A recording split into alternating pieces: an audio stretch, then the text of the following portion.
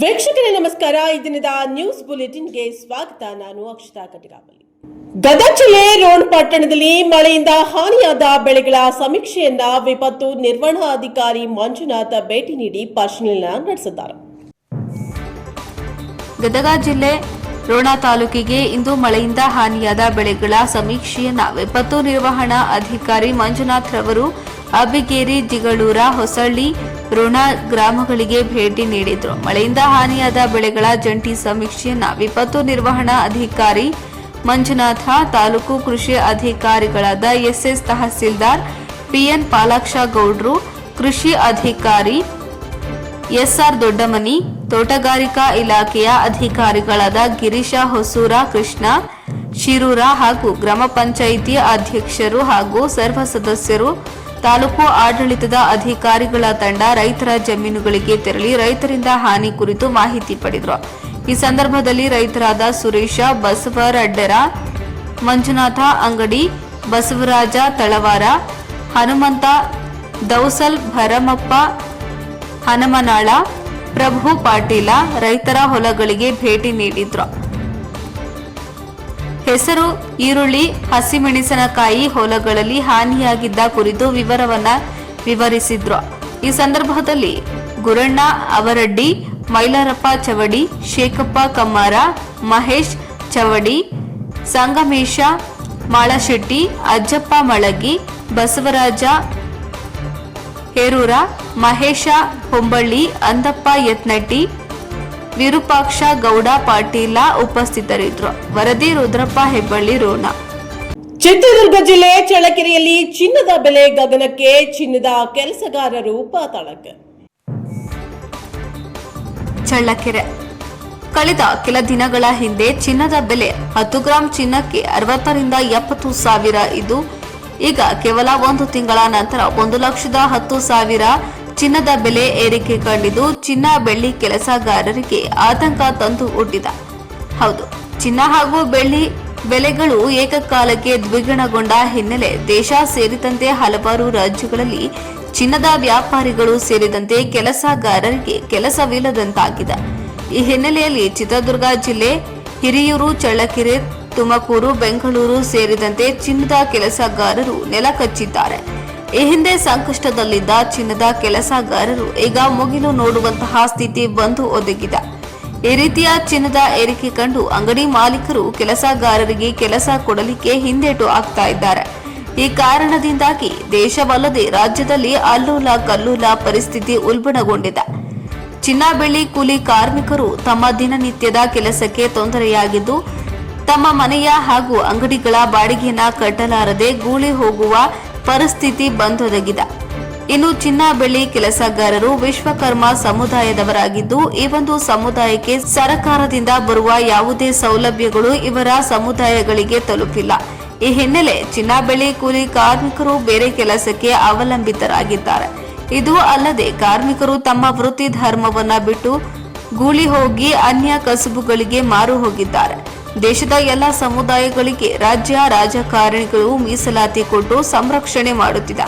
ಆದರೆ ಅಲ್ಪಸಂಖ್ಯಾತರಾದ ಹಿಂದುಳಿದ ವರ್ಗದ ವಿಶ್ವಕರ್ಮ ಸಮುದಾಯಗಳಿಗೆ ಏಕೆ ಅನುದಾನವನ್ನ ನೀಡುತ್ತಿಲ್ಲ ಎಂದು ಚಿನ್ನ ಬೆಳ್ಳಿ ವರ್ತಕರು ಒತ್ತಾಯಿಸಿದ್ದಾರೆ. ಸರ್, ನಿಮ್ಮ ಹೆಸರು? ಹೇಮಂತಾಚಾರ್ ಜಿ. ಸರ್, ಈಗ ಇತ್ತೀಚಿನ ದಿನಗಳಲ್ಲಿ ಅತಿ ಹೆಚ್ಚು ಬಂಗಾರ ರೇಟ್ ಆಗೋಗ್ಬಿಟ್ಟಿದೆ. 1,10,000 ಆಗಿದೆ. ನಿಮ್ಮ ಕೆಲಸ ಕಾರ್ಯಗಳೆಲ್ಲ ಹೆಂಗೆ ನಡೀತಿದ್ದಾವೆ? ಸ್ವಾಮಿ, ಒಂದೂವರೆ ವರ್ಷದ ಕೆಳಗೆ 50,000 ರಿಂದ 60,000 ಇತ್ತು ರೇಟು. ಆವಾಗ ಅಲ್ಪ ಸ್ವಲ್ಪ ನಡೀತಾ ಇತ್ತು. ಈಗ ಏಕ್ದಮ್ಮು 1,5,000 ರಿಂದ 10,000 ಆಗಿದೆ. 10 ಗ್ರಾಮ್ ಅಪರಂಜಿ. ಕೆಲಸಗಳು ನಡೀತಿಲ್ಲ. ಜೀವನಕ್ಕೂ ತೊಂದರೆ ಆಗ್ತೈತೆ. ಊಟ ಮಾಡಬೇಕಾದ್ರೂ ಮನಸ್ಸು ಬರಲ್ಲ. ಈ ಕೆಲವು ಅಂಗಡಿಗಳವರು ಬಂಗಾರ ಕೊಡ್ತಿಲ್ಲ, ಈ ನಡುವೆ ಕೆಲಸ ಮಾಡಿಸ್ತಿಲ್ಲ. ಎಲ್ಲ ರೆಡಿಮೇಡ್ ಅಂತೇಳಿ ತರ್ತಾರೆ, ಗಿರಾಕಿರಿ ಕೊಟ್ಟು ಕಳಿಸ್ತಾರೆ. ನಾವು ಏನು ಮಾಡಬೇಕು? ನಮಗೆ ಕೆಲಸಗಳಿಂದ ಮನೆ ಬಾಡಿಗೆ ಎಲ್ಲ ಹೆಂಗೆ ಕಟ್ತೀರಾ? ಅದೇ ಇದ್ರಾಗೆ ದುಡಿಮೆ ಮಾಡ್ತಿದ್ವಿ, ಕಟ್ತಿದ್ವಿ. ಈಗ ಕೆಲಸ ಇಲ್ಲ, ಮನೆ ಬಾಡಿಗೆ ಕಟ್ಟಕ್ಕಾಗಲ್ಲ, ಅಂಗಡಿ ಬಾಡಿಗೆ ಕಟ್ಟಕ್ಕಾಗಲ್ಲ. ಊರುಗಳಿಗೆ ಪರೆಗಳಿಗೆ ಅಡ್ಡಾಡಬೇಕು ಅಂದ್ರು ಅಡ್ಡಾಡಕ್ ಆಗಲ್ಲ. ನಾವು ಕೆಲಸ ನಾವು ಮಾಡಿದಾಗ ಕೆಲಸ ಅಂಗಡಿ ಇಟ್ಕೊಂಡಾಗ 4,500 ಇತ್ತು. ಅವು ಒಳ್ಳೆ ಕೆಲಸ ನಡೆಯವು. ಅವಾಗ ಕೆಲಸ ಮಾಡಿದ್ರು ವೇಸ್ಟೇ. ಸರ್ ಎಷ್ಟು ವರ್ಷದಿಂದ ಕೆಲಸ ಮಾಡ್ತೀವಿ ಸರ್ ನಾವು ಒಂದು 30 ವರ್ಷದಿಂದ ಮಾಡ್ತಿದ್ವಿ ಸರ್. ಏನನ್ನ ಗಳಿಕೆ ಆಗಿದೆಯಾ? ನಮಗೇನಿಲ್ಲ ಸ್ವಾಮಿ, ನಾವೇನು ಗಳಿಸಿಲ್ಲ. ಏನು ಸದ್ಯಕ್ಕೆ ಒಂದು ಮಿಷಿನ್ ಮಾಡ್ಕೊಂಡಿದ್ರು ನೋಡ್ರಿ, ಅದು ಬಿಟ್ಟರೆ ಏನೂ ಇಲ್ಲ. ಅದು ಬಿಟ್ಟರೆ ಏನಿಲ್ಲ. ಸರ್ಕಾರದ ಸವಲತ್ತುಗಳು ಏನು ತೊಗೊಂಡಿದ್ದೀರಾ? ನಮಗೆ ಯಾರು ಕೊಡ್ತಾರೆ ಸ್ವಾಮಿ? ಹೋಗಿ ಏನು ಮುದ್ರಾ ಲೋನ್ ಕೇಳೋಕೋರು ಅದನ್ನ ತಗೋಬ, ಇದು ಅದು ಅಂತೇಳಿ ಸುಮ್ಮನೆ ಹಾಕ್ತಾರೆ ಹೊರತು ಅದನ್ನ ತಗೊಂಡೋಗಿ ಯಾವತ್ತನ ಅಪ್ಲಿಕೇಶನ್ ಕೊಟ್ರೆ ಅರ್ದು ಹಿಂಗೆ ಬಿಸಾಕ್ತಾರೆ ಗುಂಡಕ್ಕೆ. ಒಟ್ಟಾರಿಗೆ ನಿಮ್ಮ ಪರಿಸ್ಥಿತಿ ಅಧೋಗತಿಗೆ ಹೋಗಿದೆ ಅಂತ ನೀವು ಹೇಳ್ತೀರಾ? ಅಧೋಗತಿ ವಲಸೆ ಹೋಗ್ಬೇಕಾಗತ್ತೆ. ಕುರಿ ಹೊಡ್ಕೊಂಡಾಗ ನಾವು ಯಾವ ದನಗಳನ್ನ ಮೇಯಿಸ್ಕೊಂಡು ಹೋಗ್ಬೇಕಿಲ್ಲ ಕೂಲಿ ಕೆಲಸಕ್ಕೆ. ಒಟ್ಟಾರೆ 3-4 ತಿಂಗಳಿಂದ ಕೆಲಸನೇ ಇಲ್ಲ. 3-4 ತಿಂಗಳಿಂದ ಸರ್, ಜನವರಿಯಿಂದಲೂ ಡೌನೇ ವರ್ಕು, ಜನವರಿಯಿಂದಲೂ ಡೌನೇ. ಓಕೆ, ಧನ್ಯವಾದಗಳು.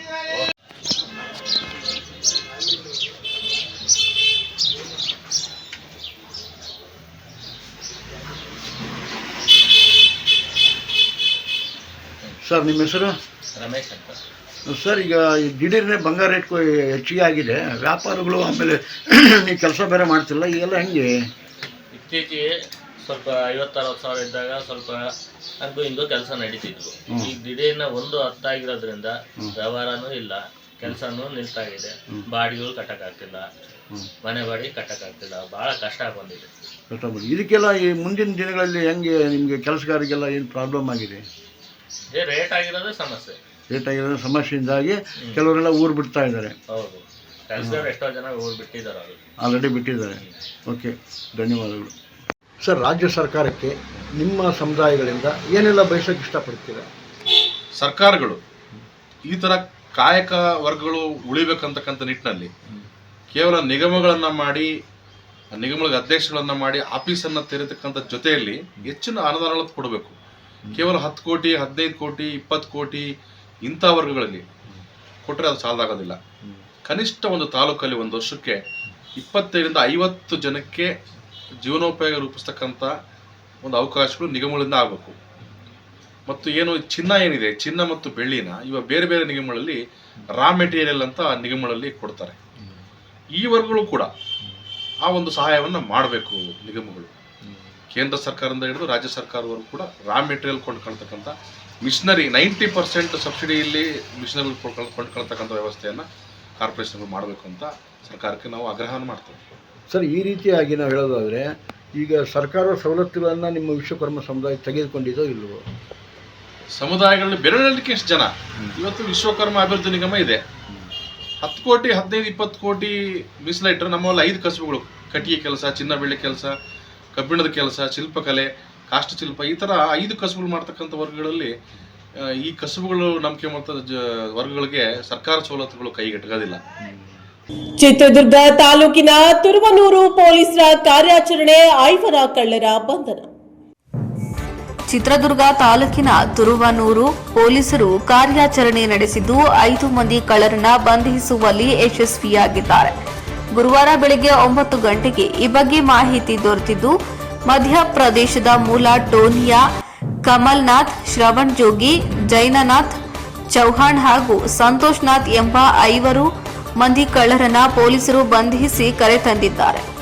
ಚಿಕ್ಕಗೊಂಡನಹಳ್ಳಿ ಗ್ರಾಮದ ರವಿಕುಮಾರ್ ಎಂಬುವವರು ಸೆಪ್ಟೆಂಬರ್ 2ರಂದು ರಾಷ್ಟ್ರೀಯ ಹೆದ್ದಾರಿ 50ರ ಟ್ರಕ್ ಟರ್ಮಿನಲ್ ಬಳಿಯ ತಮ್ಮ ಜಮೀನಿನಲ್ಲಿ ಕೆಲಸ ಮಾಡುತ್ತಿದ್ದು, ಕೆಲಸ ಮುಗಿಸಿ ಮಧ್ಯಾಹ್ನ 1 ಗಂಟೆ ವೇಳೆಗೆ ವಾಪಸ್ ಮನೆಗೆ ಹೊರಟಿದ್ದು, ಈ ವೇಳೆ ಕಾರಿನಲ್ಲಿ ಸಾಧುಗಳ ವೇಷದಲ್ಲಿ ಬಂದ 5ರಲ್ಲಿ ಕಾರಿನ ಚಾಲಕ ಬಿಟ್ಟು ಇನ್ನು 4 ರವಿಕುಮಾರ್ ಅವರ ಬಳಿ ಬಂದಿದ್ದು, ಜಮೀನಿನ ಮೆಕ್ಕೆಜೋಳ ತೆನೆ ಮುರಿದುಕೊಳ್ಳುತ್ತಿದ್ದು, ಈ ವೇಳೆ ಹಿಂದಿಯಲ್ಲಿ ಮಾತನಾಡುತ್ತಿದ್ದ ಸಾಧುಗಳು ರವಿಕುಮಾರ್ ಅವರಿಗೆ ಭವಿಷ್ಯ ಹೇಳುವುದಾಗಿ ನಂಬಿಸಿ ಬೇಡವೆಂದರೂ ಅವರ ಕೈಯಲ್ಲಿ ರುದ್ರಾಕ್ಷಿ ಹಾಗೂ 5 ರೂಪಾಯಿ ಕಾಯಿನ್ ಇಟ್ಟು ರವಿಕುಮಾರ್ ಅವರ ಕೈನಲ್ಲಿದ್ದ 5 ಗ್ರಾಂ ತೂಕದ ಬಂಗಾರದ ಉಂಗುರವನ್ನ ಏಕರಿಸಿದ್ದಾರೆ. ಅದರಲ್ಲೊಬ್ಬ ಸಾಧು ಪೌಡರ್ ಅನ್ನ ರವಿಕುಮಾರ್ ಅವರ ಹಣೆಯ ಮೇಲೆ ಹಚ್ಚಿದ್ದು, ಈ ವೇಳೆ ಬಂದಂತಾಗಿದ್ದು, ರವಿಕುಮಾರ್ ಅವರು ಏನನ್ನೂ ಸಹ ಮಾಡಲಾಗದ ಪರಿಸ್ಥಿತಿಯಲ್ಲಿ ಇದ್ದರು.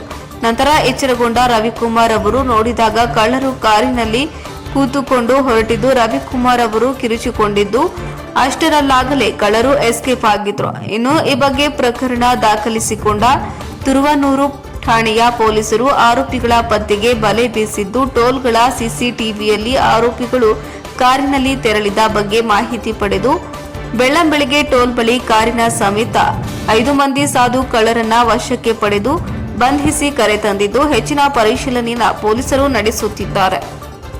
ಚಿಕ್ಕಮಗಳೂರು ಜಿಲ್ಲೆ ತರೀಕೆರೆಯಲ್ಲಿ ಬಂಜಾರ ಸಮಾಜದ ಸಭೆ ಒಳ ಮೀಸಲಾತಿ ಚರ್ಚೆ. ಬಂಜಾರ ಸಮಾಜದ ಸಭೆ ಒಳ ಮೀಸಲಾತಿ ವಿಚಾರ ಚರ್ಚೆ. ಚಿಕ್ಕಮಗಳೂರು ಜಿಲ್ಲೆ ತರೀಕೆರೆ ತಾಲೂಕು ಒಳ ಮೀಸಲಾತಿ ವಿಷಯದಲ್ಲಿ ಬಂಜಾರ ಸಮಾಜಕ್ಕೆ ಆಗಿರುವ ಅನ್ಯಾಯವನ್ನು ಕುರಿತು ಚರ್ಚಿಸಲು ತಾಲೂಕು ಬಂಜಾರ ಸಮಾಜದ ವತಿಯಿಂದ ಸಭೆ ನಡೆಯಲಿದೆ. ತಾಲೂಕು ಬಂಜಾರ ಸಮಾಜದ ಅಧ್ಯಕ್ಷರಾದ ಮಂಜುನಾಥ್ HL ರವರ ನೇತೃತ್ವದಲ್ಲಿ ಈ ಸಭೆ 8/9/2025 ಸೋಮವಾರ ಪ್ರವಾಸಿ ಮಂದಿರ ತರೀಕೆರೆಯಲ್ಲಿ ನಡೆಯಲಿದೆ. ಈ ಸಭೆಯಲ್ಲಿ ತಾಲೂಕಿನ ನಾಯಕ್ ಢಾವ್, ಕರಾಭಾರಿ, ಯುವಕರು, ವಿದ್ಯಾರ್ಥಿಗಳು, ಸಮಾಜದ ಮುಖಂಡರು, ಪ್ರಗತಿಪರ ಚಿಂತಕರು ಮತ್ತು ಸರ್ಕಾರಿ ನೌಕರರು ಭಾಗವಹಿಸಲಿದ್ದಾರೆ. ಸಮಾಜದ ಒಳ ಮೀಸಲಾತಿ ಹೋರಾಟವನ್ನು ತಾಲೂಕು ಹಾಗೂ ರಾಜ್ಯ ಮಟ್ಟದಲ್ಲಿ ಬಲಪಡಿಸುವ ದಿಶೆಯ ಬಗ್ಗೆ ಸಲಹೆ ಸೂಚನೆಗಳನ್ನು ನೀಡುವ ನಿರೀಕ್ಷೆ ಇದೆ. ಅಧ್ಯಕ್ಷ ಮಂಜುನಾಥ್ HL ಅವರು ಸಮಾಜದ ಪ್ರತಿಯೊಬ್ಬರೂ ಸಭೆಯಲ್ಲಿ ಭಾಗವಹಿಸಿ ತಮ್ಮ ಅಭಿಪ್ರಾಯ ಹಂಚಿಕೊಳ್ಳುವಂತೆ ಕರೆ ನೀಡಿದ್ದಾರೆ. ವರದಿ ಪ್ರದೀಪ್ HE, ತರೀಕೆರೆ. HL ಮಂಜುನಾಥ, ತರೀಕೆರೆ ತಾಲೂಕು ಬಂಜಾರ ಸಮಾಜರ ಅಧ್ಯಕ್ಷ ವೇಣಮಾಜಕೋಣ್, ತರೀಕೆರೆ ತಾಲೂಕು ಸಮಸ್ತ ಗೋರು ಬಾಯಿನ ರಾಮರಾಮಿಕರ್ ರೋಚು ದಿನಾಂಕ 8/9/2025 ಸೋಮವಾರ ತರೀಕೆರೆ ಪ್ರವಾಸಿ ಮಂದಿरमा आपण समाजार ಒಳಮೀಸಲಾತಿ ವಿಚಾರನ ಮೀಟಿಂಗ್ ಛೆ ಹೈವೇನ್ ಈ ಸಮಾಜದ ಮುಖಂಡರುಗಳು ನಾಯಕ್ ಡಾವ್ ಕಾರ್ಮಾರಿ ವಿದ್ಯಾವಂತರು ಯುವಕರು ಸೇ ಜಾಣು ಅನ್ ಈ ಒಳ ಮೀಸಲಾತಿ ವಿಚಾರನ ಏರ ಆಗು ಹೋಗು अपने अन्याय एमलोच ಈ ವಿಚಾರನ आन से चर्चे करनो भर्ती भारी संख्ये में आणो केन अन तमाम ಬೇಡ್ಕೊಳ್ಳೆ ರೋಚು. ವಂದನೆಗಳು. ಜೈ ಸೇವಾಲಾಲ್, ಜೈ ಭೀಮ್. ನಾಯಕನಹಟ್ಟಿಯಲ್ಲಿ ವಿಶ್ವ ಹಿಂದೂ ಮಹಾಗಣಪತಿಯನ್ನ ಗುರುವಾರ ಅದ್ದೂರಿ ಶೋಭಾಯಾತ್ರೆಯ ಮೂಲಕ ವಿಸರ್ಜನೆಯನ್ನ ಮಾಡಲಾಯಿತು. ನಾಯಕನಹಟ್ಟಿ ಪಟ್ಟಣದ ಪಾದಗಟ್ಟೆಯ ಆವರಣದಲ್ಲಿ ಪ್ರತಿಷ್ಠಾಪಿಸಿದ್ದ ವಿಶ್ವ ಹಿಂದೂ ಮಹಾಗಣಪತಿಯನ್ನ ಗುರುವಾರ ಅದ್ದೂರಿ ಶೋಭಾಯಾತ್ರೆಯ ಮೂಲಕ ವಿಸರ್ಜಿಸಲಾಯಿತು. ಪಟ್ಟಣದ ಪಾದಗಟ್ಟೆಯ ಬಳಿ ಸತತ 9ನೇ ವರ್ಷದಿಂದ ಗಣೇಶೋತ್ಸವ ನಡೆಯುತ್ತಿದ್ದು, ಅದಕ್ಕಾಗಿ ಆಯೋಜಕರು 9 ಗಣೇಶನ ಮೂರ್ತಿಗಳನ್ನು ಪ್ರತಿಷ್ಠಾಪಿಸಿದ್ರು. ಅದರಂತೆ 9ನೇ ದಿನಕ್ಕೆ ವಿಸರ್ಜಿಸಲು ತೀರ್ಮಾನಿಸಿ ಗುರುವಾರ ಬೆಳಗಿನಿಂದಲೇ ಪಾದಗಟ್ಟೆಯ ಬಳಿ ನೂರಾರು ಕಾರ್ಯಕರ್ತರು ಗಣೇಶ ವಿಸರ್ಜನೆಗೆ ಸಕಲ ಸಿದ್ಧತೆಯನ್ನ ಕೈಗೊಂಡಿದ್ರು. ಪಟ್ಟಣದ ಪ್ರಮುಖ ಬೀದಿಗಳಲ್ಲಿ ಕೇಸರಿ ಬಾವುಟಗಳು ರಾರಾಜಿಸಿದ್ವು. ವಾಲ್ಮೀಕಿ ವೃತ್ತದಲ್ಲಿ ಸುಂದರವಾಗಿ ಬಣ್ಣ ಬಣ್ಣದ ಹೂಗಳಿಂದ ಓಂ ಅಕ್ಷರದ ಚಿತ್ತಾರವನ್ನ ಬಿಡಿಸಲಾಗಿತ್ತು. ಆಕರ್ಷಕವಾಗಿದ್ದ ಚಿತ್ತಾರದ ಫೋಟೋ ತೆಗೆದುಕೊಳ್ಳುವಲ್ಲಿ ನೂರಾರು ಯುವಕರು ನಿರತರಾಗಿದ್ರು. ಮಧ್ಯಾಹ್ನ 3 ಗಂಟೆಗೆ ವಿಶ್ವ ಹಿಂದೂ ಮಹಾಗಣಪತಿಯನ್ನ ಅಲಂಕಾರಗೊಂಡ ಟ್ರ್ಯಾಕ್ಟರ್ಗಳಲ್ಲಿ ಪ್ರತಿಷ್ಠಾಪಿಸಿಕೊಂಡು ಶೋಭಾಯಾತ್ರೆಗೆ ಸಿದ್ಧಗೊಳಿಸಲಾಯಿತು. ಇದೇ ವೇಳೆ ಮೆರವಣಿಗೆಗೆ ಪಟ್ಟಣ ಸೇರಿದಂತೆ ಸುತ್ತಮುತ್ತ 10ಕ್ಕೂ ಹೆಚ್ಚು ಹಳ್ಳಿಗಳಿಂದ 1,000ಕ್ಕೂ ಹೆಚ್ಚು ಯುವಕರು ಸಾರ್ವಜನಿಕರು ಪಾಲ್ಗೊಂಡಿದ್ರು. ಮೆರವಣಿಗೆಯು ಪಟ್ಟಣದ ಪಾದಗಟ್ಟೆಯಿಂದ ಆರಂಭಗೊಂಡು ವಾಲ್ಮೀಕಿ ವೃತ್ತಕ್ಕೆ ಆಗಮಿಸಿತು. ನಂತರ ವಾಲ್ಮೀಕಿ ವೃತ್ತದಲ್ಲಿ ಅಲಂಕಾರಗೊಳಿಸಿದ್ದ ಓಂ ಪ್ರತಿರೂಪಕ್ಕೆ ಎಲ್ಲಾ ಟ್ರ್ಯಾಕ್ಟರ್ಗಳು ಪ್ರದಕ್ಷಿಣೆ ಹಾಕಿ ನಂತರ ತೇರು ಬೀದಿ, ಹಟ್ಟಿ ಮಲ್ಲಪ್ಪ ನಾಯಕ ವೃತ್ತ, ಗುರು ತಿಪ್ಪೇರುದ್ರಸ್ವಾಮಿ ಒಳಮಠ, ನಾಗರಕಟ್ಟೆ, ಅಂಬೇಡ್ಕರ್ ವೃತ್ತ ಮೂಲಕ ಸಾಗಿ ಬಂದು ಪೊಲೀಸ್ ಠಾಣೆಯ ಮುಂಭಾಗದಲ್ಲಿ ತೆರಳಿ ಅಂತಿಮವಾಗಿ ಚಿಕ್ಕಕೆರೆ ಬಂದು ಶೋಭಾಯಾತ್ರೆ ಮುಕ್ತಾಯಗೊಳಿಸಿ ಸಕಲ ಪೂಜಾ ವಿಧಿವಿಧಾನಗಳ ಮೂಲಕ ಎಲ್ಲಾ 9 ಗಣೇಶ ಮೂರ್ತಿಗಳನ್ನು ವಿಸರ್ಜಿಸಲಾಯಿತು. ಬಿಗಿ ಪೊಲೀಸ್ ಬಂದೋಬಸ್ತ್ ಪಟ್ಟಣದಲ್ಲಿ ಈದ್ ಮಿಲಾದ್ ಹಾಗೂ ಶೋಭಾಯಾತ್ರೆ ಗಣಪತಿ ವಿಸರ್ಜನೆಯ ನಿಮಿತ್ತ ಯಾವುದೇ ಅಹಿತಕರ ಘಟನೆಗಳು ನಡೆಯದಂತೆ 2 ಸಿಪಿಐ, 4 PSI, 50ಕ್ಕೂ ಹೆಚ್ಚು ಪೇದೆಗಳು, 50ಕ್ಕೂ ಹೆಚ್ಚು ಹೋಮ್ ಗಾರ್ಡ್ಸ್, 2 ಸಶಸ್ತ್ರ ಮೀಸಲು ಪಡೆ, 1 KSRP ತುಕಡಿಯನ್ನ ನೇಮಿಸಲಾಗಿತ್ತು. ಪೊಲೀಸ್ ಇಲಾಖೆಯಿಂದ ಗಣೇಶ ವಿಸರ್ಜನೆಯ ಎಲ್ಲ ಹಂತಗಳ ವಿಡಿಯೋ ಚಿತ್ರೀಕರಣ ಮಾಡಿದ್ರು ಮತ್ತು ಪಟ್ಟಣದಲ್ಲಿ ಪೊಲೀಸ್ ಸರ್ಪಗಾವಲು ಹಾಕಲಾಗಿತ್ತು. ಶೋಭಾಯಾತ್ರೆಯಲ್ಲಿ ಡಿಜೆ ಬದಲಿಗೆ ಕಡಿಮೆ ಶಬ್ದದ 2 ಸ್ಪೀಕರ್ ಧ್ವನಿವರ್ಧಕಗಳಿಗೆ ಅವಕಾಶ ನೀಡಲಾಗಿತ್ತು. ನಾಸಿಕ್ ಡೋಲುಗಳು, ಜಾನಪದ ವಾದ್ಯಗಳು ಕೊಂಬೆಗಳ ಕುಣಿತ ಶೋಭಾಯಾತ್ರೆಯ ಮೆರಗನ್ನ ಹೆಚ್ಚಿಸಿತು. ಅಂತಿಮವಾಗಿ ಗುರುತಿಪ್ಪೆ ರುದ್ರಸ್ವಾಮಿ ಚಿಕ್ಕಕೆರೆಯಲ್ಲಿ ಪಟ್ಟಣ ಪಂಚಾಯಿತಿ ನಿಗದಿಪಡಿಸಿದ್ದ ಸ್ಥಳದಲ್ಲಿ ಗಣೇಶ ವಿಸರ್ಜನೆ ನೆರವೇರಿತು. ವರದಿ ಹರೀಶ್ ನಾಯಕನಹಟ್ಟಿ. ಗದಗ ಜಿಲ್ಲೆ ರೋಣ ಪಟ್ಟಣದ ವಿಒಸಿ ಎಲ್ಲಾ ಬ್ರ್ಯಾಂಡ್ ದ್ವಿಚಕ್ರ ವಾಹನ ಸೇವಾ ಕೇಂದ್ರವನ್ನ ಶಾಸಕ ಜಿಎಸ್ ಪಾಟೀಲ್ ಅವರು ಉದ್ಘಾಟನೆ ಮಾಡಿದ್ದಾರೆ. ಗದಗ ಜಿಲ್ಲೆ ರೋಣ ಪಟ್ಟಣದಲ್ಲಿ ಶ್ರೀ ಅನ್ನದಾನೇಶ್ವರ ಕಾಂಪ್ಲೆಕ್ಸ್ ಪಿಡಬ್ಲ್ಯೂಡಿ ಕಚೇರಿ ಎದುರುಗಡೆ ನೂತನವಾಗಿ ವಿಒಸಿ ಎಲ್ಲಾ ಬ್ರ್ಯಾಂಡ್ ದ್ವಿಚಕ್ರ ವಾಹನ ಸೇವಾ ಕೇಂದ್ರವನ್ನು ಶಾಸಕ ಜಿಎಸ್ ಪಾಟೀಲ್ ಅವರು ಉದ್ಘಾಟನೆ ನೆರವೇರಿಸಿದರು. ರೋಣ ಪಟ್ಟಣದಲ್ಲಿ ಎಲ್ಲ ತರಹದ ದ್ವಿಚಕ್ರ ವಾಹನಗಳ ಸೇವಾ ಕೇಂದ್ರ ಮಾಡಿದ್ದು ಇದು ಸಂತೋಷ ತಂದಿದೆ. ಇದರ ಸದುಪಯೋಗವನ್ನು ಪಡೆದುಕೊಳ್ಳಬೇಕು. ಗ್ರಾಹಕರ ಕೆಲಸಗಳನ್ನು ಬೇಗನೆ ಮಾಡಿಕೊಳ್ಳಬೇಕು. ಇದು ಹೆಚ್ಚು ಬೆಳೆಯಲಿ. ನಮ್ಮ ರೋಣದ ಜನತೆಗೆ ಇದು ಒಳ್ಳೆಯ ಒಂದು ಸೇವೆಯನ್ನು ನೀವು ನೀಡಿ ಎಂದು ಅವರು ಹೇಳಿದರು. ಈ ಸಂದರ್ಭದಲ್ಲಿ ವಿಒಸಿ ಮುಖ್ಯಸ್ಥರಾದ ಶ್ರೀ ಸಾಯಿ ಪ್ರತಾಪ್ ಸಂಪತ್ ರವರು, ಡಿಡಿ ಮುಖ್ಯಸ್ಥ ಫ್ಯಾನ್ ಇಂಡಿಯಾ ಮತ್ತು ಇವಿ ಮಾರಾಟ ಸರ್ವಿಸ್ ಉಪಸ್ಥಿತರಿದ್ದರು. ಸಿದ್ದಣ್ಣ ಬಂಡಿ, ಶಿವಣ್ಣ ಪಲ್ಲೆದ, ಮುತ್ತು ನವಲಗುಂದ, ರಾಜು ರೊಟ್ಟಿ, ಮಲ್ಲು ರಾಯನಗೌಡ್ರ, ರಾಹುಲ್ ಇಟಗಿ, ಸಚಿನ್ ಪೋತದಾರ, ಸತೀಶ್ ಮಾಘಿ, ಗೋಪಿ ರಾಯನಗೌಡ್ರ, ವೀರನಗೌಡ, ದೌಲತ್ತ ಗೌಡ್ರ, ಪ್ರದೀಪ್ ಯಳವಂತಿ ಸೇರಿದಂತೆ ಇನ್ನೂ ಅನೇಕರು ಈ ಸಂದರ್ಭದಲ್ಲಿ ಉಪಸ್ಥಿತರಿದ್ದರು. ವರದಿ ರುದ್ರಪ್ಪ ಹೆಬ್ಬಳ್ಳಿ, ರೋಣ. ಇದಾಗಿತ್ತು ಈ ದಿನದ ನ್ಯೂಸ್ ಬುಲೆಟಿನ್. ನಿರಂತರ ಸುದ್ದಿಗಾಗಿ ನೋಡ್ತಾ ಇರಿ NKS 24. ಇದು ನಿರಂತರ ಕಾರ್ಯಪಡ.